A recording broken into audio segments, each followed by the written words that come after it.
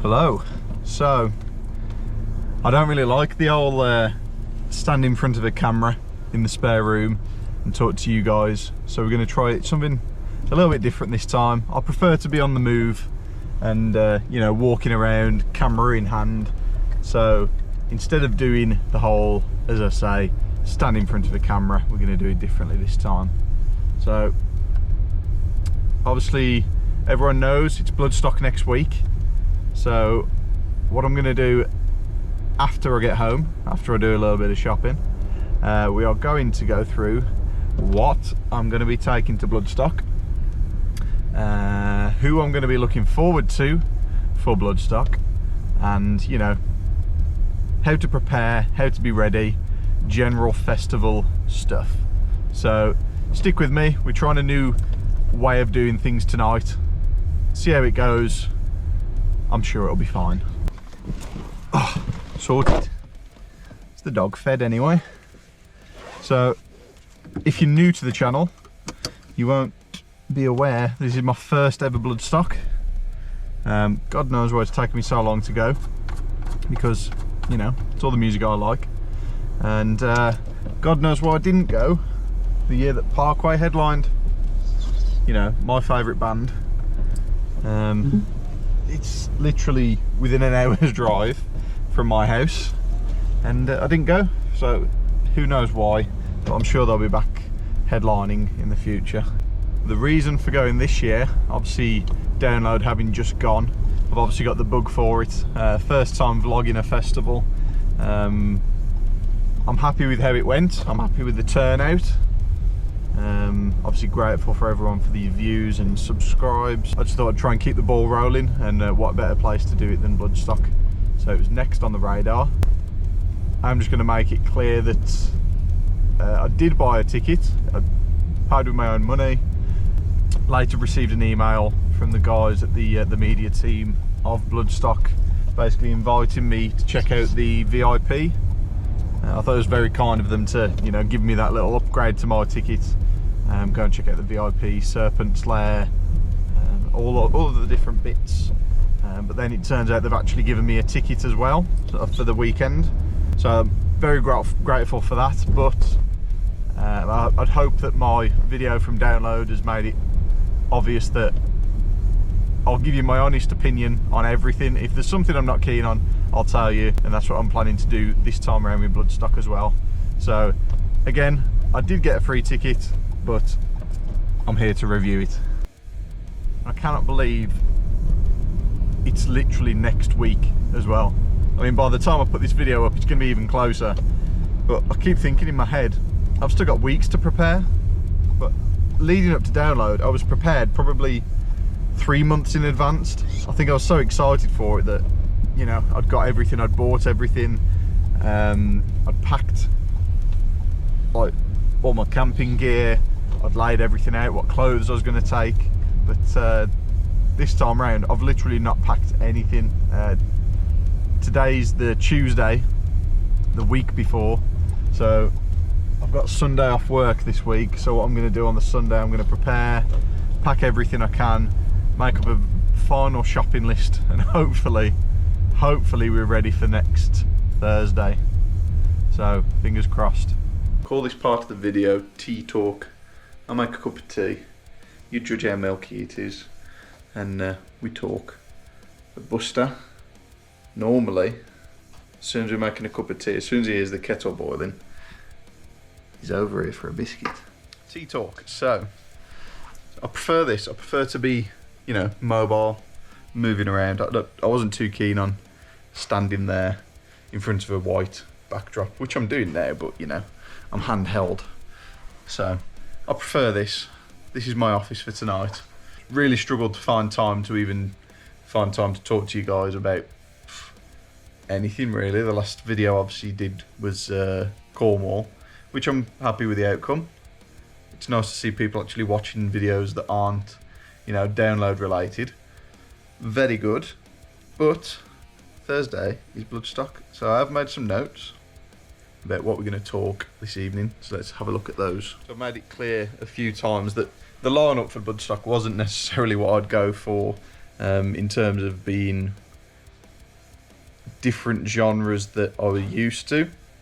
I want to say like stuff like power metal or even like death metal isn't what I'd normally go to, but after committing to Bloodstock, actually listening to the playlists, listening to people's set lists, there are bits that I like, I'll be honest, and I'm sure it's one of those where I'll enjoy them more so in person as well. Buster's sniffing after the biscuits once more. Bye. He's a good boy, really. So, bands that I'm looking forward to.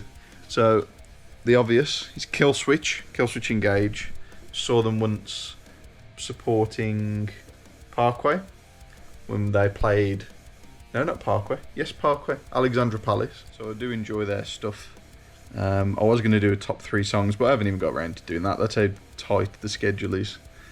Next band is Invisions. These are a band I've never heard of before, but listening to the Bloodstock playlist, these just jumped out at me, being, really being my cup of tea for tea talk. They're quite like Architects, I want to say. They're on my list to see, definitely. They're on the Sunday quite early on though. Next band is Knocked Loose. Knocked Loose are one of my favourite bands, but I've never actually had the opportunity to see them, so this will be nice to actually see them. Arf, arf, and all that. Buster. Next band is Fits for an Autopsy. I think these are ones that I've heard of but never actually given the time of day. Again, very good. My cup of tea. In Flames. It's one of those bands you've heard of everywhere, but personally I'd never actually listened to them beforehand, so that'll be good. Employed to Serve. They're a really good band, good live. We saw them support, I think it was Stray from the Path, quite a few years ago at the Asylum in Birmingham, so it'd be good to see where they've progressed. Seething Akira. So these are another ones that I'd heard on the playlist, but I'd had recommended in the Dear Download Discord. They're not 100% me. They sound a bit like a not as good Enter Shikari. Quite a bit of like dance elements mixed in with metal, but I'm sure it'll be good live. Just not my cup of tea. I got a cup of tea on the brain, seriously. The final band that I know of is The Violent Incident.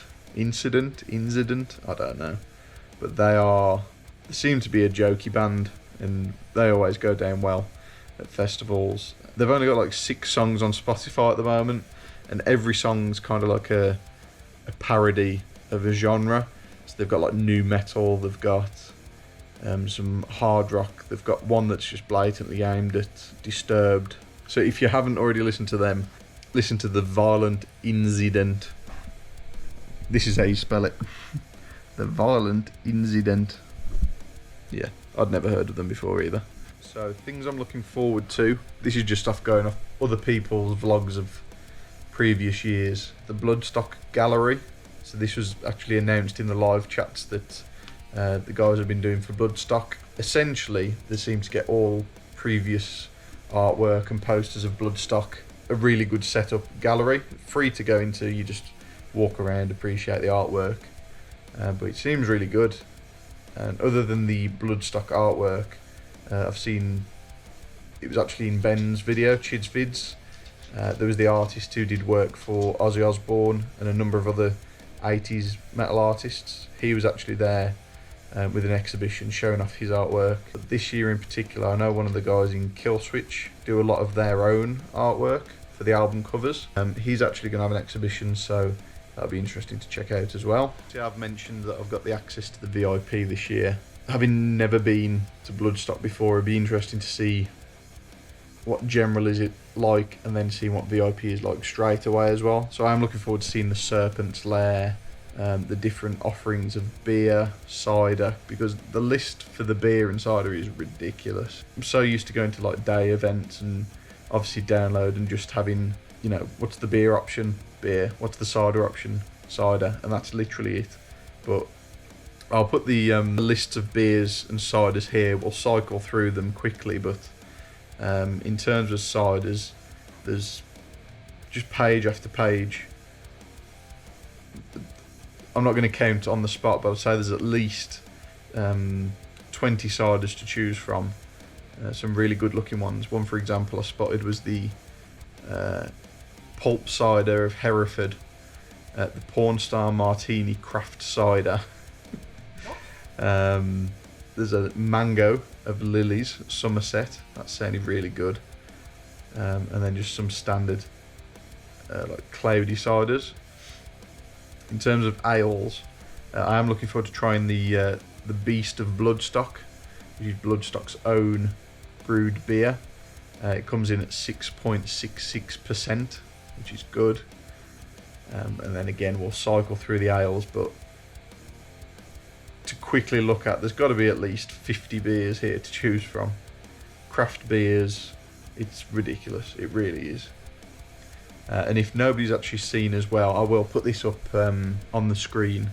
They are offering a cup redemption scheme, and I'll read that for you as well.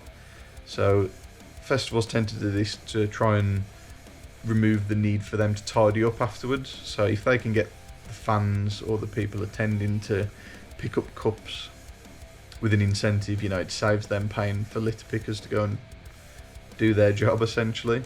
So this year for Bloodstock, for 50 cups, you get 1 free pint or a spirit to the value of £6. All pints this year are £6. They have already arranged that. 100 cups will get you 15% off Bloodstock merch or 1 meal voucher. The meal is to the value of £12. 250 cups is 1 Bloodstock Festival t-shirt. 500 cups, I mean, I don't know who's collecting 500 cups, but if you collect 500 cups, you get to jump the signing tent queue for 1 whole day. So if you got intentions of going to the signing tent to see some bands that you know, big fan of, if you got the time, if you're bored, collect 500 cups and you can jump the queue. 750 cups, it gets even more ridiculous. That gives you access to VIP hospitality area for 2 people with immediate effect. So I suppose if you, I don't know, really want to be collecting cups all day, if you do it between 2 of you, you can do that. 750 cups. And for 1,000 cups, how you'd even find time to collect 1,000 cups over the weekend, I've got no idea. But if you do 1,000, you get to watch a band from the side of the stage or in the pit for the first 3 songs. So if you've got spare time and there's a band that you're really a huge fan of and you've got no way in to see them stage side, you best start collecting some cups, because 1,000 will give you that. So from watching vlogs of previous years, and I'm sure any fan of Bloodstock will know about bin jousting, it's something that they're trying to stop people doing because it's costing them a fortune in fees from companies that are hiring them the bins.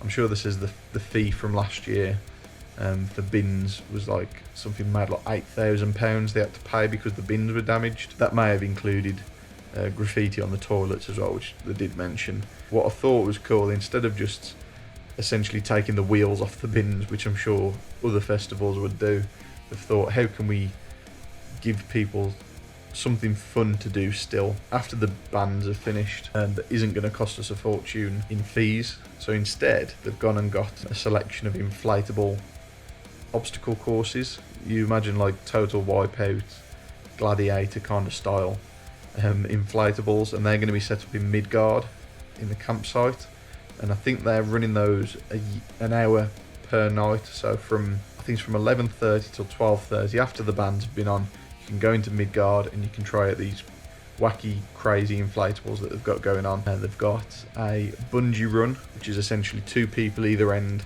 and they run against each other with a bungee, and whoever gets the furthest wins.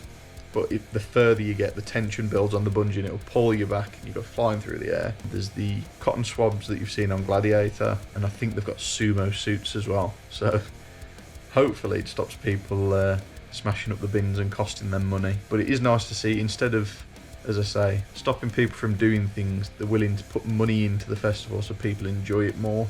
So that's good, that's nice to see. So the plan is on Thursday, myself and the other lads, I am going to be joining Simon from the Deer Download podcast, and obviously he does his own YouTube, Simon Bond. We've got Ben from Chids Vids, and then there's a group of other lads joining us. We're going to be heading there on Thursday. We're going to meet up in Litchfield of the morning, and then we're going to get together and make sure that we all arrive at the same time so we can all set up camp together and, you know, try and get some ample space. I will need to collect accreditation upon arrival. I was hoping that I'd be able to set up camp, then go and get accreditation, but it looks like I've got to go and get the media accreditation first before I go to camp. So the guys have been happy enough to say they'll take my tent and save me a space. Hopefully it's not next to the bins or the toilets. So I was going to do like a camping essentials part of the video, but it's exactly the same as what I'd take to download, so I have already done that. So if you want to go and see what I take to a festival, I'll put the link in the bio below. There are some different things on there because I like to, you know, festival comfortably. I like to have a good night's sleep. The only thing I won't be taking is obviously a jet boil because I don't want it taken off me. I'll put that in the bio. Other than that, there's not really anything else I can think to cover really. I just wanted to get a little video out there to, you know, let everyone know that I am going to Bloodstock. You will see me there. So hopefully I'll bump into a lot of you guys. It'd be good to see you. So until then, I'll see you at Bloodstock. Bye bye.